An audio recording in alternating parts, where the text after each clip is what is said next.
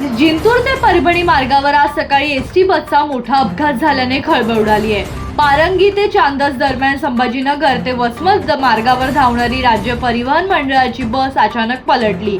सुमारे 9 वाजण्याच्या सुमारास हा अपघात घडला। या अपघातात बसमधून प्रवास करणारे 15 ते 20 जण जखमी झाल्याची प्राथमिक माहिती समोर आली। अपघाताची माहिती मिळताच परिसरातील नागरिकांनी घटनास्थळी धाव घेत मदत कार्य सुरू केलं। जखमी प्रवाशांना तातडीने बसमधून बाहेर काढण्यात आले।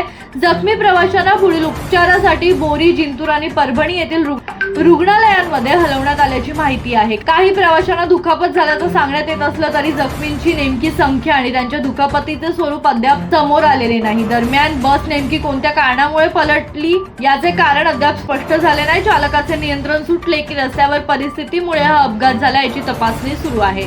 घटनेनंतर या मार्गावर काही काळ गोंधळाचे वातावरण निर्माण झाले होते। संबंधित यंत्रणेकडून अपघाताची माहिती घेऊन पुढील कार्यवाही सुरू करण्यात आली आहे। जखमी प्रवाशांची प्रकृती आणि अपघाताचे नेमके कारण याबाबत अधिकृत माहिती अद्याप समोर आलेली नाही।